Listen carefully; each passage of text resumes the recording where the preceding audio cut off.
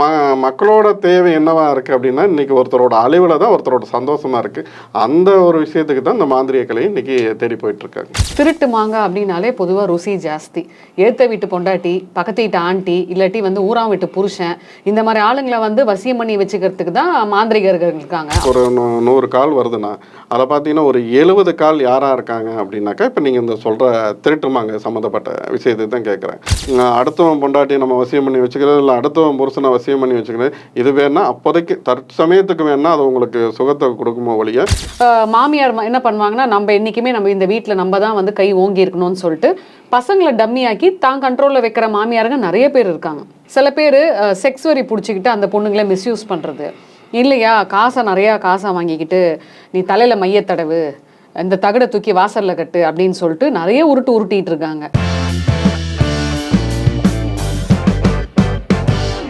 GeM TV நேயர்களுக்கு வணக்கம். நம்ம கூட இந்த காணொலியில் வராகி சித்தர் மறைமொழியாளர் இருக்காங்க. வணக்கம் சார். ஆன்மீக நாடு அனைத்து அன்பர்களுக்கும் வராகி அணி ஆசைப்படுது மட்டும் வணக்கம். இன்றைய காலகட்டத்தில் பார்த்திங்கன்னா ஒரு 100%ல் முக்கால்வாசி 80% பீப்புள் இந்த செய்வினை இருக்குதுன்னு நம்புவாங்க, பில்லி சூனியம் இருக்குதுன்னு நம்புவாங்க. இதை தாண்டி ஒரு படி மேலே போய் ஏஞ்சல் நம்பர்ஸ் அப்படின்னு சொல்லிட்டு சொல்கிறாங்க. அதில் இந்த தாந்திரிக் வழிபாடுகள் அப்படின்னு சொல்லிட்டு நிறைய விஷயங்கள் மக்கள் மத்தியில் ரொம்ப பரவலாக நம்பிக்கிட்டு இருக்காங்க. ஆக்சுவலாக இந்த மாந்திரீகம் அப்படின்னா என்ன நினைக்கிறீங்க? மாந்திரிகம் அப்படின்னா இன்றைக்கி இருக்க மாந்திரிகத்தை நான் சொல்கிறேன். இன்றைக்கி இருக்க மாந்திரிகம் என்ன எதிர்பார்க்குறாங்க அப்படின்னாக்கா, ஒரு மதியை மாற்றி நாம் நினைக்கும் ஒரு விஷயத்தை செய்ய வைப்பது, இல்லைன்னா செய்ய தூண்டுவது மாந்திரிகம். மாந்திரிகங்கிறது இன்றைக்கி மக்களுக்கு என்னென்னா, அது ஒரு தவறான ஒரு விடயமாக போயிடுச்சு. அது ஒரு தவறான ஒரு விஷயம், அதை கண்டா பயப்படுற மாதிரி இன்றைக்கி சூழ்நிலை வந்துருச்சு. ஆனால் அது கிடையாது. ஆயக்கலை 64 சித்தர்கள் கொடுத்து இது ஒரு முக்கியமான இது 64 கலையில் இதுவும் ஒரு கலை தான். இந்த மாந்திரிகங்கிறது ஒரு தவறான ஒரு விஷயம் கிடையாது. ஒரு மாந்திரிகத்தால் பாதிக்கப்பட்ட ஒருத்தரை மாந்திரிகத்துக்கான தீர்வு கொடுக்கறது இந்த மாந்திரிக கலையை. அதை இன்றைக்கி தவறாக புரிதலுக்கு உட்பட்டாயிருச்சு. இப்போ இந்த மாந்திரிகம் என்ன செய்யும் அப்படின்னாக்கா, மாந்திரிகம் நல்லதுக்காக கண்டுபிடிக்கப்பட்ட ஒன்று தான். இதை தீயவைக்காக இல்லை. ஆனால் இன்றைக்கி ஒவ்வொருத்தரோட நோக்கம் என்னவா இருக்குன்னா, அதை தீயவைக்கு பயன்படுத்திக்கிறதா தான் இருக்குது. இந்த மாந்திரிகத்தால் என்ன செய்ய முடியும்னா, மாந்திரிகத்தால் முடியாத காரியம் எதுவுமே கிடையாது. அதாவது இன்றைக்கி ஆன்மீகத்தில் ஒரு கோயிலை நிர்மாணம் பண்ணணும், இல்லை ஒரு சிலையை கொண்டு வைக்கணும்னாலும் அந்த இடத்துல அந்த மாந்திரிகங்கிற ஒரு விஷயம் தேவைப்படுது. அந்த மாந்திரிகர் அந்த சிலைக்கும் எல்லாம் அந்த சிலைக்கடிகளை வைக்கிற எந்திரத்துக்கு உயிர் கொடுத்து அங்கே வைக்கிறது முதற்கொண்டு அத்தனை விஷயத்துக்கும் அங்கே மாந்திரிகங்கிற ஒரு கலை தேவைப்படுது. அதை போக இப்போ ஒருத்தர் பிளாக் மேஜிக்கில் பாதிக்கப்பட்டிருக்காங்க, இல்லை ஒரு குடும்பம் பிளாக் மேஜிக்கால் பாதிக்கப்பட்டிருக்கு, இன்னும் தொடர்ந்து நிறைய பிரச்சனைகளை தமிழ் அதுக்கான வழியே இல்லை அப்படின்ட்டு சிலருக்கு இந்த ஊழ்வினையோட பயனால் நிறைய இன்னல்கள் அனுபவிச்சுட்ருப்பாங்க. இல்லை குடும்பத்தில் யாராவது ஒருத்தர் தொடர்ந்து ஆக்சிடெண்ட்டில் இறந்துட்டுருப்பாங்க, இல்லைன்னா ஒரு குடும்பத்தில் தொடர்ந்து துர்மரணம் இருந்திருக்கும். நல்லா இருக்க குடும்பம் நல்லா வாழ்ந்துட்டுருக்கும், திடீர்னு ஒன்றும் இல்லாமல் போயிடும். இந்த மாதிரி ஒவ்வொரு குடும்பம் அப்போ நல்லா கணவன் மனைவி அந்யோன்யமாக ஒரு 20 வருஷம் நல்லா வாழ்ந்துருப்பாங்க. திடீர்னு பார்த்தா மக்களோட தேவை என்னவா இருக்குது அப்படின்னா, இன்றைக்கி ஒருத்தரோட அழிவில் தான் ஒருத்தரோட சந்தோஷமாக இருக்குது. அந்த ஒரு விஷயத்துக்கு தான் இந்த மாந்திரிக கலையை இன்றைக்கி தேடி போயிட்டுருக்காங்க. நீங்கள் ஒரு வார்த்தை சொன்னீங்க, இந்த காலத்து மாந்திரிகம் அப்படின்னீங்க. அப்போ மாந்திரிகம் காலங்காலமாக இருக்குன்றீங்களா? காலங்காலம் அந்த காலத்தில் அதாவது நீங்கள் மாந்திரிகங்கிற ஒரு கலையை பார்த்தீங்கன்னாக்கா, இலக்கியங்கள் சங்க இலக்கியங்கள்லேயே இது சார்ந்து நம்ம குறிப்புகள்லாம் இருக்குது. இப்போது இந்த மாந்திரிகம்ன்றது இந்த மந்திரம் பண்ணுறது தான் மாந்திரிகம் அப்படின்னு சொல்கிறீங்க இல்லையா, அந்த தாந்திரிக் இது அப்படின்ற. ஆக்சுவலாக யார் இந்த காலத்தில் மாந்திரிகத்தை நல்ல விஷயத்துக்கு பயன்படுத்துகிறா? இல்லை, அது ஒவ்வொருத்தரோட யார் எதுக்காக இப்போ ஒருத்தரை நாடி போகிறாங்க, அவங்களோட தேவை என்னங்கிறது பொறுத்திருக்கு. இப்போ ஒரு கணவன் மனைவி பிரிஞ்சிருக்காங்கன்னு வச்சுங்களேன். இப்போ ஏதோ ஒரு ஊழ்வினை பயனால் அவங்க குடும்பம் சண்டை சச்சரவால் பிரிஞ்சிருக்கும். இப்போ அந்த மாதிரி இருக்கிறவங்க, இல்லை அதாவது தன்னோட குடும்பத்தில் ஏதாவது துக்கக்காரியம் தொடர்ந்து நடந்துகிட்டு இருக்குன்னு தன்னோட குடும்பத்தில் நல்லா இருக்கணும்ன்ட்டு, அப்போது யாரெல்லாம் நீங்கள் மாந்திரிகம் அவங்களுக்கான தேடல் இருக்குங்கிறதுனால நான் அதை சொல்கிறேன். இன்னொன்று என்னென்னா, அவங்க குடும்பத்தில் நல்ல வேலையில் இருப்பாங்க, ஆனால் ஒரு பதவி உயர்வுங்கிறதே இருக்காது. அதே மாதிரி சேலரி இன்க்ரிமெண்ட்டு அந்த மாதிரி எதுவுமே இல்லாமல் இருக்கும். அப்புறம் நல்ல படிப்பு இருந்தும் வெளிநாட்டுக்கு போக முடியாமல் சிலரோட எண்ணம் இருக்கும். அதில் வேலை கிடைக்காம நிறைய பேர் சுற்றிட்டு இருப்பாங்க. இல்லை அப்படின்னா கணவனுக்கும் மனைவிக்கு இடையில் ஏதாவது தொடர்ந்து சண்டைகள் இருந்துக்கிட்டே இருக்கும். அப்போ அதுக்கான சொல்யூஷன் அவங்க சரியாக பண்ணிட்டாங்க. இல்லை ஒரு கோயில் குளத்துக்கு போய் அதுக்குண்டான பரிகாரம் செஞ்சாலும் சரி. பரிகாரங்கிற ஒரு விஷயத்தில் நான் முரண்பாடு உள்ளவன், நான் உங்களுக்கு அது புரிதலுக்காக அந்த ஒரு விஷயத்த சொல்கிறேன். இல்லை வீட்லேயே அதுக்குண்டான ஒரு நல்ல ஆன்மீகவாதியவோ இல்லை மாந்திரிகரோ அதுக்கு உண்டான சொல்யூஷன் கேட்டு அதை பண்ணாவோ இதுக்கு உண்டான தீர்வு கிடைக்கும். மாந்திரிகவாதி யாருங்க? மாந்திரிகவாதி யாருன்னா இதை நீங்கள் எதுக்காக கேட்குறீங்கன்னு இல்லை, ஏன்னா நிறைய பேர் பார்த்தீங்கன்னா இப்போ பொதுவாக ஒரு வீடியோஸ் போடுறோன்னு வைங்களேன், அந்த வீடியோவை வந்து மக்கள் ஒரு 5 செகண்டுக்கு மேலே பார்க்க மாட்டாங்க. ஆனால் இந்த மாதிரி மந்திரம் பண்ணுறது, ஏவல் விடுறது, வசியம் பண்ணுறதுனா நிறுத்தி நிதானமாக பார்ப்பாங்க, கான்டாக்ட் நம்பர் இருக்கான்னு தேடுவாங்க. மக்கள்லாம் வந்து ரொம்ப ஒரு மாதிரி ஒரு ஈவில் தாட்டுன்னு சொல்லுவாங்க இல்லையா, அந்த மாதிரி ஆயிட்டாங்கன்னு நினைக்கிறீங்களா? இல்லை, பொதுவாக இப்போ என்னென்னா வந்து மாந்திரிகம் யாருங்கிறது நான் அதுக்கு முன்னாடி எதை தின்னா நம்மளோட பித்தம் தெளியுன்னு சொல்லிட்டு மக்களோட எண்ணம் வந்து இப்போ இன்றைக்கி இருக்கிற வாழ்கிற வாழ்க்கையில் அவனும் ஒவ்வொரு பிரச்சனையோடு வாழ்ந்துட்டு இருக்கான். இப்போ அவனுக்கு எதை தின்னா நம்மளோட பித்தம் தெளியுங்கிற நோக்கத்தில் அதில் ஓடிட்டு இருக்கான். அப்போ என்ன ஆகும், அப்போ அதுக்கு தகுந்த இப்போ ஒருத்தரை தேடி போகிறதோ இல்லை அதை சார்ந்து யாராவது ஒருத்தர் சொல்லுவாங்க, இல்லை இந்த கோயிலுக்கு போனால் அதுக்கு உண்டான தீர்வு கிடைக்கும், இல்லை இவரை போய் பார்த்தா அதுக்கு உண்டான தீர்வு கிடைக்கும் அப்படின்னு சொல்லிட்டு அவங்க யாராவது சொல்ல கேட்டு இது போவாங்க. இந்த மாந்திரிகர் அப்படின்னாக்கா நான் ஏற்கனவே சொன்னேன் இல்லையா, ஒரு மதியை மாற்றி நாம் நினைக்கும் ஒரு விஷயத்தை செய்ய வைப்பது, இல்லைன்னா செய்ய தூண்டுவது. இப்போது இந்த அளவுக்கு இன்னைக்கு காலகட்டத்தில் மாந்திரிகர்கள் யார் அப்படின்னு கேட்டாக்கா இன்னைக்கு விரல் விட்டு என்ற அளவுக்கு தான் இன்னைக்கு மாந்திரிகர்கள் இருக்காங்க. இப்போ எல்லாரும் சொல்லிக்குவாங்க நான் மாந்திரிகன்ட்டு. இப்போ மாந்திரிகங்கிற ஒரு கலையை வந்து ஒரு இன்னைக்கு பேசும்படி போடலாம், இல்லைன்னா பிறலால் இது ஒரு மாயை, இதில் ஒன்றும் இல்லை, சில பேர் வந்து இதை பொய் அப்படின்னு சொல்கிற அளவுக்கு இன்னைக்கு சில பேர் வந்து கொண்டு வந்து விட்டாங்க. தெரிந்து செய்த பாவத்துக்கு இங்கே பரிகாரமே கிடையாது. தெரியாத செய்த ஒரு விஷயத்துக்கு இங்கே பரிகாரம் உண்டானா பரிகாரம் உண்டு. இப்போ பரிகாரம் என்ன, மழை பெய்யுதுங்கிறது உள்வினை கர்மா. அந்த மழை பெய்யும் போது அதுக்காண்டி வந்து நம்ம வீட்லேயும் முடங்கி இருந்துருவோமா, அப்போ நம்ம வெளியில் போகணும். வெளியே போகிறதுக்கு என்ன பண்ணுவோம், ஒரு கொடையை எடுத்துகிட்டு போவோம். அதே மாதிரி தான் இந்த கொடை மாதிரி தான் இந்த மாந்திரிகம். நமக்கான பிரச்சனைகள் நீ வாழணும்னு இருக்குது, அதில் வந்து ஒரு சொல்யூஷன் வேணும், இல்லைன்னா வந்து நம்ம அதை தற்காத்துக்கணும். நம்ம தற்காத்துக்கிட்டு நம்ம வாழணும்னா அதுக்கு தான் இந்த மாந்திரிகர் தேடி போகிறாங்க. திருட்டு மாங்காய் அப்படின்னாலே பொதுவாக ருசி ஜாஸ்தி. ஏற்ற வீட்டு பொண்டாட்டி, பக்கத்து வீட்டு ஆண்டி, இல்லாட்டி வந்து ஊராம் வீட்டு புருஷன், இந்த மாதிரி ஆளுங்களை வந்து வசியம் பண்ணி வச்சுக்கிறதுக்கு தான் மாந்திரிகர்கள் இருக்காங்க. அவங்க கிட்ட போட கேட்டால் என்ன சொல்லுவாங்க, நாங்கள் அதெல்லாம் பண்ண மாட்டோம்ப்பா, நாங்கள் வந்து பியோர் ஒயிட் மேஜிக் தான் பண்ணுவோம் அப்படின்வாங்க. ஆனால் பண்ணுறது அத்தனையும் உருட்டு, அத்தனையும் பிளாக் மேஜிக்கு. இல்லை அப்படி இருக்காங்களா? இப்போ நீங்கள் சொல்கிறது அது மாந்திரிகரையும் குறை சொல்லலாம், மாந்திரிகரை தேடி போகிறவங்களையும் குறை சொல்லலாம். இப்போ 2 பக்கமே இது இருக்குது. இப்போது இன்றைக்கி தேடி போகிறவங்களில் ஒரு 100 பேர், இப்போ எல்லாருக்கும் நம்ம சர்டிஃபிகேட் இங்கே நம்ம யாருக்கும் நம்ம கொடுக்க முடியாது, அது அவங்கவுங்க இது சார்ந்திருக்கு. இப்போ என்னை ஒருத்தர் கேட்குறாங்க, எனக்கு ஒரு 100 கால் வருதுன்னா அதை பார்த்தீங்கன்னா ஒரு 70 கால் யாராக இருக்காங்க அப்படின்னாக்கா இப்போ நீங்கள் இந்த சொல்கிற திருட்டுமாங்க சம்மந்தப்பட்ட விஷயத்தை தான் கேட்குறாங்க. ஒரு 30 பேர் தான் தன்னோட குடும்பத்துக்காகவும் தன்னோட குழந்தைங்களுக்காகவும் தன்னோட வாழ்வாதாரத்துக்கும் கேட்குறவங்களா இருக்காங்க. இன்றைக்கி தேவைகள் இப்போ அந்த கலாச்சாரங்கிறது வந்து இன்றைக்கி அப்படியே தலைகளாக மாறிட்டு போயிட்டு இருக்கனால இந்த இப்போ நீங்கள் சொல்கிற அந்த திருட்டு மாமங்காங்கிற ஒரு சாப்டர் வந்து இன்றைக்கி பெருசாக ஓடிட்டுருக்கு. நீங்கள் நிறைய பேர் கேட்குறது அது இதில் பேதம் கிடையாது, ஆண் பெண்ணுங்கிற இங்கே பேதமே கிடையாது. கேட்குறவங்க எனக்கு இவரை வசியம் பண்ணி கொடுங்க, ஏன்னா எனக்கு இவ்வளோ வசியம் பண்ணி கொடுங்க, இதுதான் இன்றைக்கி தேவையாக இருக்குது. இன்னும் இதை நோக்கி தான் போகிறாங்க. அடுத்தவன் பொண்டாட்டி நம்ம வசியம் பண்ணி வச்சுக்கிறது, இல்லை அடுத்தவன் புருஷனை வசியம் பண்ணி வச்சுக்கிறது, இது வேணா அப்போதைக்கு தற்சமயத்துக்கு வேணா அது உங்களுக்கு சுகத்தை கொடுக்குமோ ஒழிய காலத்துக்கும் உங்களுக்கு, அதாவது உங்களோட வாழ்க்கைக்கு விடை தெரியாமல் ஒரு இதில் போய் நிற்கிற மாதிரி தான் இருக்கும். காலத்துக்கு துன்பத்தையும் அவமானத்தையும் கொடுக்கும். நான் பல பேர் நான் சொல்லியிருக்கேன் இந்த மாதிரி இது வேண்டாம் விட்டுருங்க அப்படின்னு சொல்லிட்டு.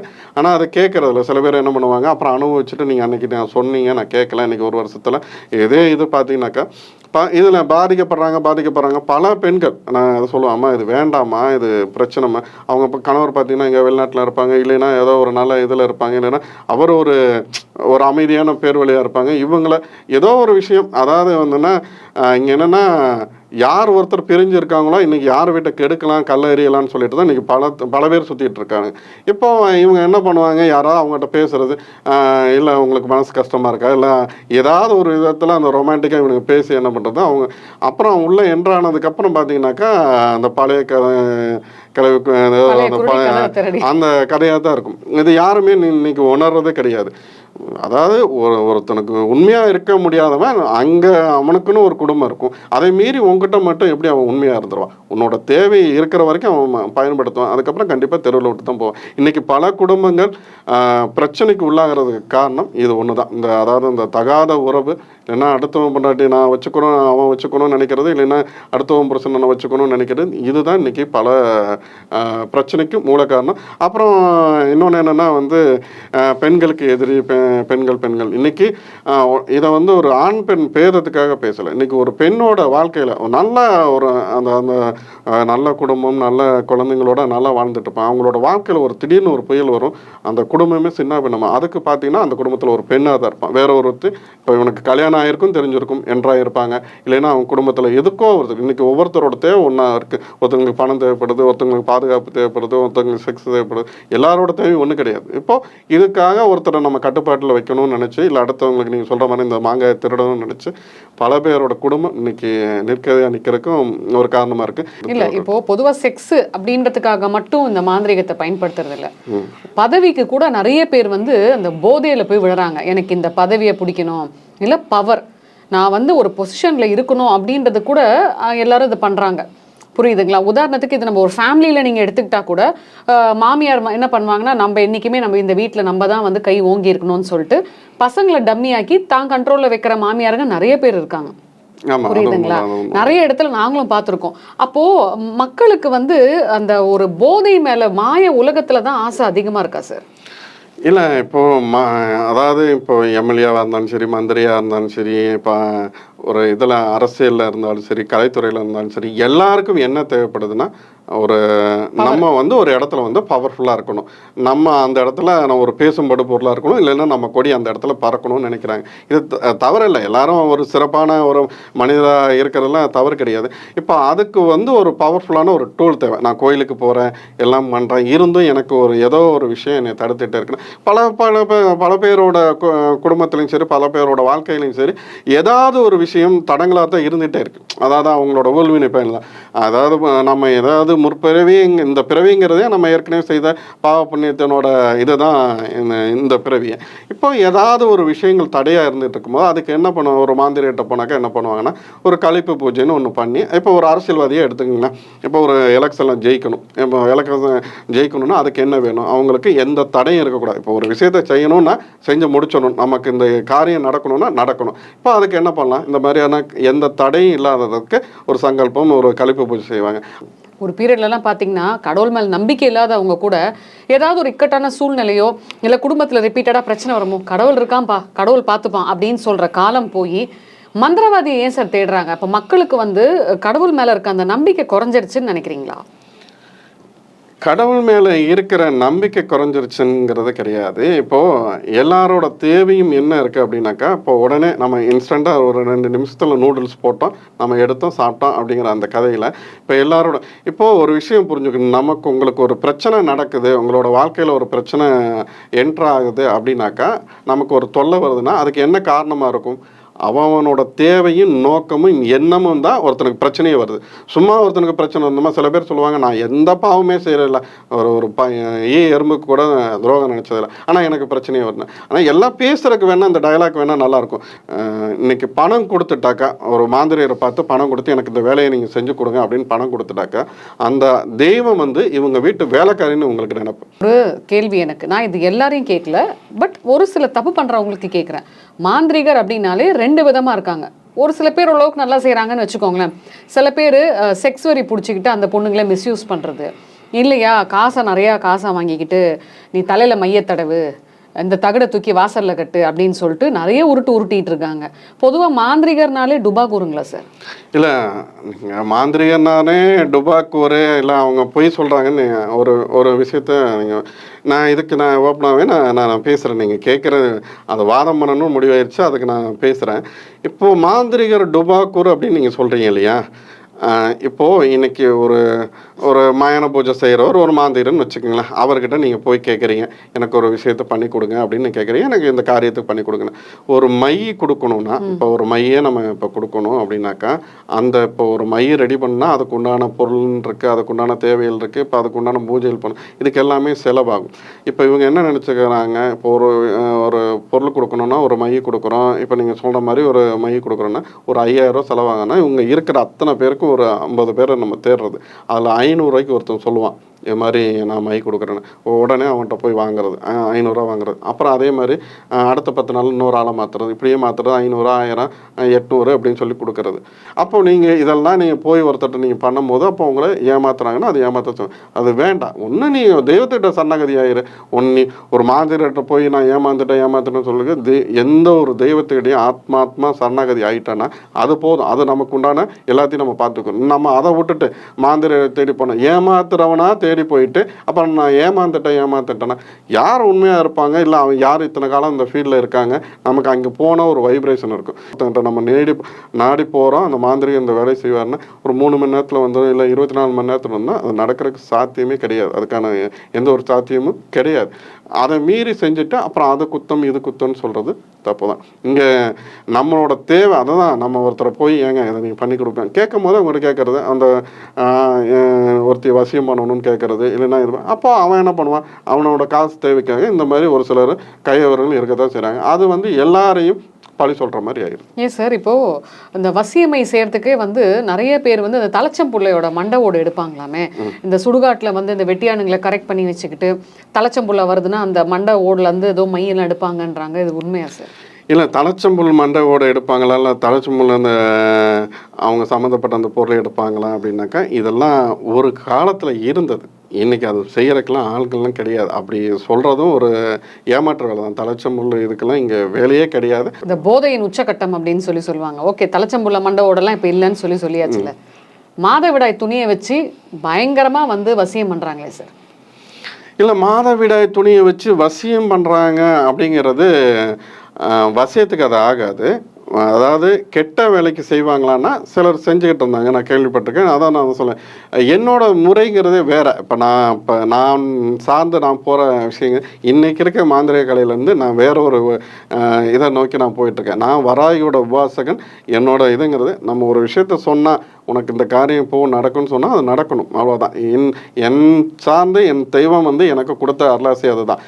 அதுக்கு வந்து இதை தரேன் அதை தரேன் அப்படின்னு நம்ம சொல்கிறதெல்லாம் இப்போ நீங்கள் சொல்ல மாதிரி மாதவிடாய் துணியை வச்சு பண்ணுறாங்கன்னா மாதவிடாய் இன்றைக்கி அதெல்லாம் செஞ்சுக்கிட்டு இருக்காங்கன்னா ஒரு சிலர் செய்கிறாங்க. அது நான் கேள்விப்பட்டிருக்கேன் இந்த மாதிரி செய்கிறாங்கன்ட்டு.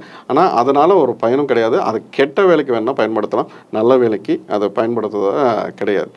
என்ன ஒரு இடத்த வந்து காலி பண்ணுறதுக்கோ இல்லை ஒருத்தரை கெடுக்கிறதுக்கோ அந்த மாதிரி வேலைக்கு அது இந்த மாதிரி விஷயத்துக்கு பண்ண அதை வந்து வசிய வேலைக்குங்கிறது அது ஒரு தவறான கூற்று. அது கிடையாது. இந்த மாதிரி வேலைகள் பண்ணுறாங்க. என்னோட குருமார்கள் சொல்ல நான் கேட்டிருக்கேன். மாந்திரிகர்கள் பற்றி என்ன நினைக்கிறீங்க? பொய்ன்னு நினைக்கிறீங்களா இல்லை உண்மை நினைக்கிறீங்களா? மாந்திரிகனுங்கிறது வந்து பார்த்தீங்கன்னா நான் ஏற்கனவே குறிப்பிட்டேன், மாந்திரிகங்கிறது ஒரு உண்மையான கலை தான். அதை அதான் அதுக்கு தான் உங்களோட பாயிண்ட் தான்.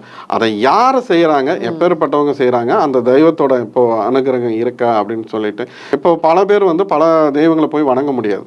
யாராக இருந்தாலும் அவங்களுக்கு வந்து அதாவது இன்னைக்கு அபாய கட்டத்தில் இருக்கேன், எனக்கு ஒரு ஆபத் பாந்தவனா ஒரு கை வேணும் அப்படின்னாக்கா அங்கே வராகி மட்டும்தான் நிற்பேன். நீங்கள் வராகியை கும்பிடுங்க, உங்களுக்கு என்ன பிரச்சனை இருந்தாலும் 11 நாள்லேருந்து 40 நாளில் அதுக்குண்டான சொல்யூஷனுங்கிறது கிடைக்கும். நீங்கள் எனக்கு இன்ஸ்டண்ட்டாக எனக்கு ஒரு சொல்யூஷன் வேணும்னா நீங்கள் எந்த தெய்வமாக இருந்தாலும் சரி, எந்த மாந்திரிகிட்ட போனாலும் சரி, அது நடக்கிறதுக்கு வாய்ப்பே கிடையாது.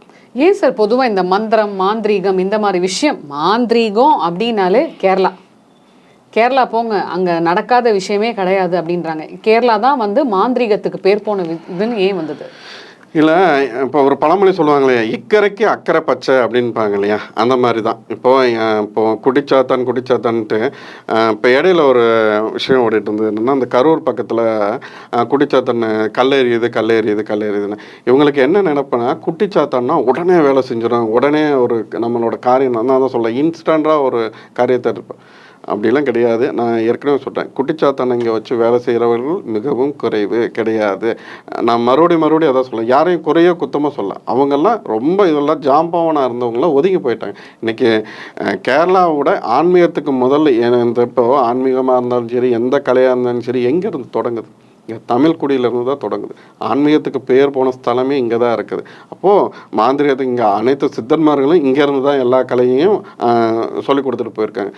இங்கேருந்து போனது. இப்போ எல்லாரோட நோக்கம் என்ன, அங்கே குட்டிச்சாத்தான்னு ஒரு பேரை வச்சா, இப்போ நாளைக்கே நான் ஒரு பேர் வந்து புதுசாக ஒரு ஏதாவது ஒரு வித்தியாசமான ஒரு பேர் வச்சேன்னு வச்சுங்களேன், இது கருங்குட்டி சாத்தான் சித்தன் இந்த மாதிரி ஏதாவது ஒன்று நான் புதுசாக ஒரு வச்சேன்னு, இது வேறு ஏதோ இருக்குமா, பயங்கரமாக இருக்குமா, அப்போ இங்கே போனால் இப்படி தான் மக்களோட எண்ணம். எங்கே போனாலும் அதுக்கான ஆட்கள்கிட்ட நீங்கள் சரியான ஆட்கள்கிட்ட போனீங்கன்னா தான் சரியான தீர்வு கிடைக்கும். இப்போ நம்ம கேரளாவில் யாரையும் குறை சொல்கிறக்கலாம், அங்கே கோயில் வழிபாடு இருக்குது, அவ்வளோதான். அங்கே போனவங்க நிறைய பேர் வந்து கேட்டுட்ருக்காங்க. யாரையும் நம்ம அதுக்காக குறைச்சி மதிப்பிடல. குட்டிச்சாத்தானை வச்சு வேலை செய்கிறவர்கள் இன்றைக்கி மிகவும் குறைவு. அதுவும் விரல் விட்டு என்றக்கூடிய அளவில் தான் இருக்காங்க. அவங்களும் வேலை செய்வது கிடையாது.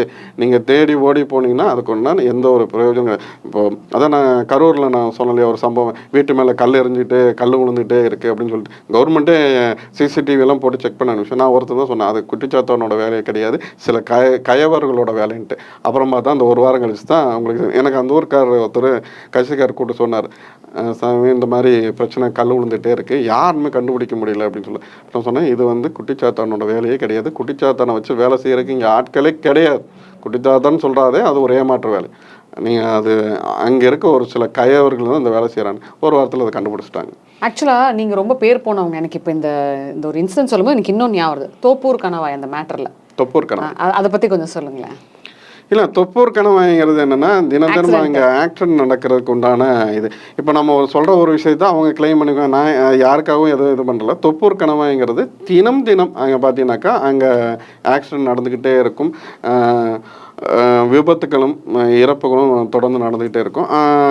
அங்கே எனக்கு தொப்பூர் கணவாய் என்னோடய லைஃப்பில் என்ட்ரு ஆகுது அப்படின்னாக்கா, நான் எப்போவும் நம்ம போகும்போது நான் தொப்பூர் வழியை தான் நான் கிருஷ்ணகிரி அந்த சேலம் அந்த ரூட்டில் தான் நான் வரும்போது என்ன பண்ணுவோன்னா, அந்த இடத்துல அந்த ஊருக்காரங்களோ இல்லை அந்த ஏரியா இது சம்மந்தப்பட்டவங்களோ, அப்போ ஒருத்தர் எப்படி வேலை செய்கிறாருன்னு நீங்கள் தெரிஞ்சுங்க. சம்மந்தப்பட்ட அந்த ஏரியாலேயே அங்கே இருக்கிற சாமியார்கள் என்ன சொல்லுவாங்க, நீங்கள் இங்கே போகாதீங்க, இங்கே பூஜை பண்ணாதீங்க அப்படின்பாங்க. எனக்கு ஒரு இன்சிடென்ட் நடந்தது. எப்போது நடந்ததுன்னா, நம்ம இப்போது ஒரு 1.5 வருஷம் இருக்குன்னு நினைக்கிறேன். ஒரு 1.5-2 வருஷத்துக்குள்ளே இருக்கும். நான் அப்போ தான் வந்து அதை அதிகமாக அங்கே அதுக்குண்டான பூஜை பரிகாரம் டெய்லியும் அங்கே ஒரு விபத்து நடக்கும். இது இயல்பாகவே நம்ம அங்கே இருக்கிறவங்களுக்கு தெரியும், அங்கே போனாவே பார்த்தாவே தெரியும். டெய்லி விபத்து நடந்துட்டு இருக்கும்போது ஒரு இடையில ஒரு என்னாச்சுன்னா, இன்றைக்கி நீங்கள் இதில் கூட கிராஸ் செக் பண்ணிக்கலாம். பெங்களூர்லேருந்து ஒரு ஃபேமிலி வந்து கோயம்புத்தூர் நோக்கி வராங்க. இத்தனைக்கும் பிறந்த 3 மாத குழந்தை எடுத்துகிட்டு வராங்க. 7 பேர் அவங்க குடும்பத்தில் இருந்து வராங்க. இத்தனைக்கும் அவங்க வேற்று மதத்தை சேர்ந்தவர்கள். அப்போ இங்கே உள்ளே என்ட்ராகும் போது கரெக்டாக அந்த இடத்துல என்ன ஆகுதுன்னா, இவங்க சரியாக தான் போயிட்டுருக்காங்க. வேற ஒரு லாரி வந்தது, உள்ளே அடித்து இந்த இவங்களோட வந்த காரு, முன்னாடி போன காரு, இந்த லாரியும் உள்ளே விழுந்து எரிஞ்சிருச்சு. இப்போ அதில் பார்த்தீங்கன்னாக்கா அந்த ஸ்பாட்லேயே ஒரு 3 பேர் இறந்துட்டாங்க. இன்னும் 4 பேர் வந்து ரொம்ப சீரியஸாக, ஒரு 2 குழந்தைங்க, ஒரு அவங்க கணவர் நினைக்கிறேன், இவங்க எல்லாருமே ரொம்ப சீரியஸாக இருக்காங்க அப்படின்னு. நான் அன்றைக்கி நைட்டு பௌர்ணமி, அன்றைக்கி நைட்டு நான் வரேன். அங்கே வந்தோன்னே இது மாதிரி இருந்தது. அப்போது நான் என்ன பண்ணுறேன், அங்கே பூஜை பண்ணிவிட்டு, எப்போவுமே நான் ஆத்மாக்களுக்கு வந்து நான் எப்பவும் பூஜை பண்ணுறது என்னோடய வழக்கம். அங்கே இருக்கிற ஆத்மாங்களுக்கு உணவு வச்சுட்டு படையல் போட்டு நான் சாமி கும்பிட்டுட்டு அங்கேருந்து நான் கிளம்புறேன். அந்த ஆத்மா இருக்கா இல்லையான்னு ஒரு சிலர்லாம் சொல்லுவாங்க இல்லையா. அதாவது இங்கே ரியலாக நம்ம ஒரு விஷயத்தை நம்பணுன்னு நம்ம அதை அனுபவிக்கணும், நம்ம பார்க்கணும். அங்கேருந்து நான் பூஜை போட்டுட்டு நான் அங்கேருந்து கிளம்பியாச்சு. கிளம்பி வந்து நான் ஒரு 3 மணிக்கு வந்து இங்கே சென்னை வந்து ரீச் ஆகிட்டோம். நான் தூங்கிட்டேன். ஒரு 5 மணிக்கு என்னை யாரோ ஒருத்தங்க எழுப்புறாங்க. என்னை யாரா எடுப்பாங்கன்னு பார்த்தா, நம்ம தூக்க கலங்க அப்போ தானே வந்து படுத்தோம். தூக்க கலந்து பார்த்தா என் முன்னாடி ஒரு லேடி நின்றுட்டு அழுதுகிட்டே இருக்குது. என்னடா லேடி நின்று, சரி ஓகே. என்னை எந்திரிச்சோன்னே எனக்கு அது ஏதோ சொல்ல வருது. நான் அதுக்கப்புறம் விட்டுட்டு நான் தண்ணி குடிச்சிட்டு வந்து படுத்துட்டேன். விட்டாச்சு, அவ்வளோதான் முடிஞ்சிச்சு. அன்றைக்கி ஈவினிங் எனக்கு ஒரு ஃபோன் கால் வருது. என்ன அப்படின்னாக்கா, ஏன்னா நான் எனக்கு தொப்பூர் கணவாயை பற்றி நிறைய நான் பேசுவேன். அங்கே நான் பூஜை போடுறது எல்லாத்துக்குமே தெரியும். அந்த ஆத்மாக்கள் சம்மந்தப்பட்ட விஷயத்துலேயும் நிறைய நான் இதாக இருக்கிறதுனால, அப்போ எனக்கு கூப்பிட்டு அவங்க என்ன கேட்குறாங்க, ஒரு பையன் கூப்பிட்டுட்டு, சாமி இந்த தொப்பூர் இதை பற்றி நீங்கள் பேசுவீங்க, அந்த குழந்தை இறந்துருச்சுண்ணா. என்னடா எந்த குழந்தை இறந்துருச்சு அப்படின்னு. இல்லை நேற்று ஆக்சிடெண்ட் ஆச்சு இல்லையா, அந்த 3 மாத குழந்தை அது இறந்துருச்சு அப்படின்னு சொல்லிட்டு. அதை வந்து இறந்துருச்சுன்னு இப்போ சொல்கிறியடா. அவங்க சேலத்தில் தான் கொண்டு அட்மிட் பண்ணியிருக்காங்க எல்லோரும். குழந்தைய இறந்துருச்சு அப்படின்னு சொல்லிட்டு. அப்புறம் என்ன சொன்னேன், சரி யாரெல்லாம் போனாங்க நீ ஃபோட்டோ அனுப்பிவிடு அப்படின்னு சொல்லி சொன்னேன். அவன் வருஷம் எல்லாத்தோட ஃபோட்டோவும் அனுப்பிவிட்டுருந்தான். அங்கே போனவங்க அவங்க சொந்தக்காரங்க எல்லோரும் ஃபோட்டோ. அப்போ அதில் ஒரு ஃபோட்டோவை மார்க் பண்ணி இது யார் அப்படின்னு சொல்லி நான் அனுப்பிவிட்டாக்கா அந்த ஃபோட்டோவில் இருக்குது. அவன் திரும்ப உடனே எனக்கு கூப்பிட்டான், இந்த ஃபோட்டோ இன்றைக்கி இறந்த அந்த குழந்தையோட அம்மா அப்படின்ட்டு. அந்த 3 மாதம் குழந்தை இறந்து போச்சு இல்லையா, அந்த குழந்தையோட அம்மா. அந்த அம்மா தான் காலையில் என் முன்னாடி வந்து நிற்கிது. என்ன எதுக்காக வந்திருக்கு அப்படின்னு பார்த்தாக்கா, தன்னோட பெத்த தாய்க்கு தானே அதோட வேதனை தெரியும். அது இறந்துருச்சு அந்த மாதிரி. அப்போது அதை வந்து தன்னோட குழந்தையை காப்பாற்ற சொல்லி வந்து நிற்கிது. எனக்கு எனக்கு அதை கேட்டேன். எனக்கே கண்ணில் சரியாக சனி வந்து இதை இப்போ வந்து சொல்கிறியா தம்பி, இதை முன்னாடி நீ சொல்லியிருக்கலாமல், என்னென்னா நான் எங்கேயாவது வந்திருப்பேன், இல்லை நான் உங்களை பார்த்தேன், நம்பர் பார்த்தேன், இப்போ தான் கிடச்சிது அப்படின்னு சொல்லிட்டேன். அப்புறம் இருந்த அந்த 3 பேரும் அவங்க நல்லபடியாக பொழைச்சி வரணும் அப்படின்னு சொல்லி, இத்தனைக்கும் அவங்க வேற்று மதத்தை சேர்ந்தவர்கள் இருந்தாலும் நம்ம மேலே கொண்ட அன்பால் அவங்க கேட்டாங்க. அவங்க 3 பேரும் மற்றபடி அவங்க நல்லபடியாக குணமாகணும்னு சொல்லிட்டு அவங்களுக்கு உண்டான பூஜை புனஸ்காரம் பண்ணேன். இன்றைக்கி நல்லபடியாக வந்து அவங்களே கூப்பிட்டு சொன்னாங்க, இப்போ நல்லா இருக்கும் அப்படின்னு. சரி ஓகே. அவங்க அந்த வேதாரண்யமா அந்த சைடு உள்ளவங்க இன்றைக்கி நல்லா இருக்கேன். அதான் இன்னொன்று என்னென்னா, அந்த பையனும் பெற்றவங்களோட பேச்சு கேட்காம கொஞ்சம் அவசரப்பட்டுட்டான். அதுவும் ஒரு இது. அந்த நம்மளோட அதான் ஊழ்வினை பயனுங்கிறது, நமக்கு எதை எப்போ நடக்கணுங்கிறது அதை இங்கே தீர்மானம் பண்ணுறது. இந்த இடத்துல டெய்லி விபத்து நடக்குதா, இதை ஆத்மாக்கள் டெய்லி அந்த ரத்தம் குடிக்குதான்னா அது நடந்துகிட்ருக்கு. அப்புறம் அதுக்கப்புறம் தான் இது இந்த மாதிரியான ஒரு விபத்துகள் நடக்கக்கூடாதுன்ட்டு நம்ம மறுபடி அமாவாசை பௌர்ணமி போகும்போது விபத்துகளே இல்லாமல் இருக்கணும்னு சொல்லிட்டு அதுக்குண்டான படைகளை போட்டு நான் செஞ்சுட்டு வரேன். ஆத்மாக்களுக்கு செஞ்சுட்டு அதுக்கப்புறம் அந்த விபத்துகள் ரொம்ப குறைய ஆரம்பிச்சு. இன்றைக்கி வரைக்கும் பார்த்தீங்கன்னா பெருசாக மெயின் ஸ்ட்ரீமில் வந்து உங்களுக்கு நியூஸே வராது. இந்த மாதிரி இந்த பெரிய அளவில் விபத்து நடந்துச்சு, இறந்தாங்கன்னு. சின்ன சின்ன ஆக்சிடென்ட்கள் இன்றைக்கும் நடந்துட்டு தான் இருக்குது. மற்றபடி பெருசாக எந்த ஒரு சம்பவமும் இப்போ வரைக்கும் இல்லை. இப்போ இந்த மாதிரி பூஜை புனஸ்காரம் பண்ணி அந்த மாதிரி இடத்துல வந்து பிரச்சனையை அவாய்ட் பண்ணுறேன்னு சொல்கிறீங்களா? சொசைட்டியில் நிறைய பேர் வந்து மந்திரவாதி, மாந்திரிகவாதி அப்படின்னால சூனியக்காரன், மந்திரவாதின்னு ஏன் சார் சொல்கிறாங்க? அதை பற்றி உங்கள் கருத்து என்ன? இல்லை, சூனியங்கிறது என்னென்னா வந்து முதல்ல ஒரு விஷயத்தை புரிஞ்சுக்கணும். சூனியங்கிறது யார் சூனியக்காரன்னு சொல்கிறாங்கன்னா உண்மைதான். சூனியங்கிறது என்ன? ஒன்றும் இல்லாத நிலைமை. சூனியம் அண்டமே வந்து ஒன்றும் இல்லாத நிலைமையில இருந்தாங்க. அதாவது இப்போ நிறைய மந்திரவாதிங்க என்ன பண்ணுறாங்கன்னா, நீங்கள் என்கிட்ட வாங்க, நான் உங்கள் லைஃப்பை மாற்றி காட்டுறேன், இந்த பூஜை பண்ணி அந்த பூஜை பண்ணி நிறைய மாந்திரிகவாதிகள் சொல்லிட்டு தான் இருக்காங்க. ஆனால் அவங்க வீட்டை வந்து அவங்க ஏன் மாற்ற மாட்டேங்கிறாங்க? இல்லைம்மா, அவங்க வீட்டை அவங்க மாற்றுறாங்களா இல்லையானா, இப்போ இங்கேயே நீங்கள் ஒரு விஷயத்தை புரிஞ்சுக்குங்க. ஒருத்தனோட வாழ்க்கையை உன்னால் மாற்ற முடியும்னு நினைக்கிறவனோட வாழ்க்கை மாறி இருக்குமா இல்லையா? மாறி இருக்கும் கண்டிப்பாக. அப்போ மாறலை. நீ இப்போ ஒன்றுமே இல்லாத ஒரு நிலைமை, ஒன்றுமே இல்லாத ஒருத்தன் உன்னோட லைஃப்பை எப்படி மாற்றுவான்? இங்கே இது புரிஞ்சாவே நீ ஒருத்தனை குறை சொல்கிறது இல்லை அவன் கெட்டவனா நல்லவனா இல்லை அவன் ஏமாத்துறான்னு உனக்கு புரிஞ்சிடும்.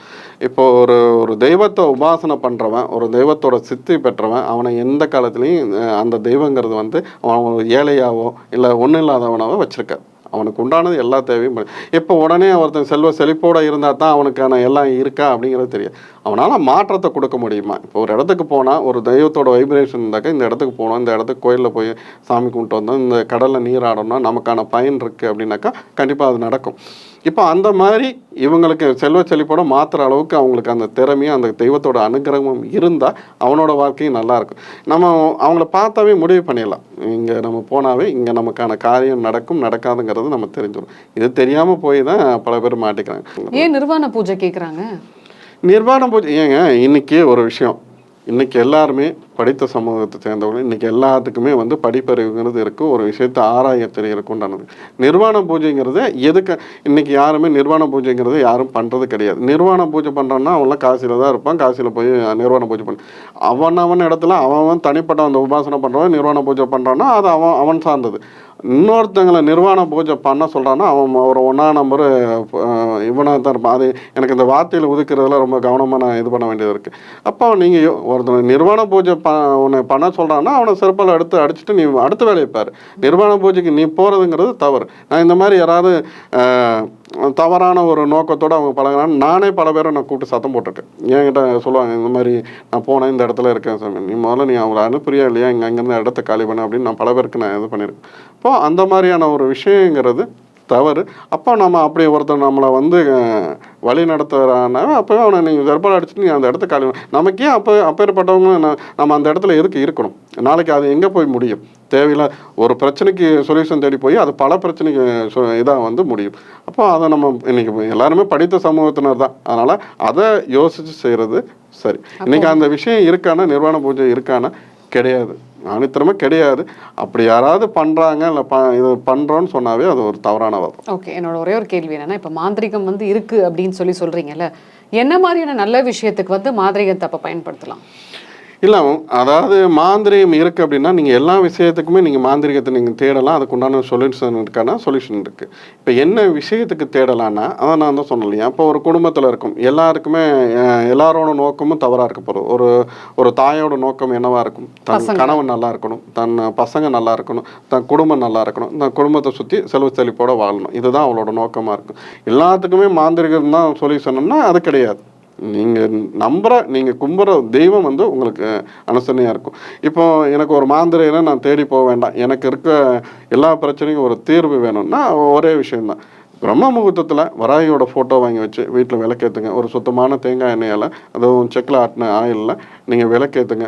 தினமும் அதிகாலை பிரம்ம முகூர்த்தத்தில் நீங்கள் குளிச்சுட்டு நீங்கள் விளக்கேற்றுங்க. முடிஞ்சால் கோளறு பதிகத்தை, திருஞான சம்பந்தர்லேயே கோளறு பதிகத்தை பாராயணம் பண்ணுங்கள். வேறு எதுவும் நீங்கள் பண்ண வேண்டாம். காலையும் மாலையும் உங்கள் வீட்டில் ஏதாவது நீங்கள் துர்சக்தி நடமாட்டம் இருக்குது அப்படின்னு நீங்கள் நினச்சிங்கன்னா, இல்லை வேறு ஏதாவது தொந்தரவுகள் இருந்துக்கிட்டே இருக்குது, மாந்திரிகத்தால் நான் பாதிக்கப்பட்டிருக்கேன்னு நினச்சிங்கன்னா, நீங்கள் ஒரு மாந்திரியை தேடி ஓடி போய் தான் இதுக்கு சொல்யூஷன் கிடையாது. நீங்கள் தினமும் காலையிலையும் மாலையிலையும் வெண்கடுக்கு, அதாவது கருப்பு சாம்பிராணி, பால் சாம்பிராணி கிடைக்கும், நாட்டு மருந்து கிடைக்கும், அது கூட கொஞ்சம் வெண்கடுக்கு வாங்கி தினமும் காலையும் மாலையும் வராகி ஃபோட்டோக்கும் சரி, உங்கள் வீட்டை சுற்றியும் சரி நீங்கள் இதை போடுங்க. உங்கள் வீட்டில் எப்பேற்பட்ட பிரச்சனை இருந்தாலும் 11 நாள் அதாவது இந்த நெகட்டிவ் எனர்ஜி துர்சக்தி இருந்தாலும் கிளம்பி ஓடிடும். இதுக்கு மேலே முடியாத பட்சத்தையே என்னை கூப்பிடு, அதுக்கு உண்டான நான் சொல்லி சொன்னேன். இதுலேயே அவங்க பிரச்சனை சால்வ் ஆகிடும். இதுக்கு இதை செய்யாமல் நீ போட்டு அப்புறம் அவங்க குத்த இவங்க குத்த நம்ம சொல்கிறது வேஸ்ட்டு. வராகி ஆத்மார்த்தமாக நினச்சி இறங்கி சாமி கும்பிட ஆரம்பிங்க. நான் சொன்ன விஷயத்தை பண்ணுங்கள். உனக்கு எப்பேற்பட்ட பிளாக் மேஜிக் பாதிப்பு இருந்தாலும் அதுக்கு உண்டான விடயங்கிறது ஈஸியாக கிடைச்சிடும். நன்றி சார். நன்றி.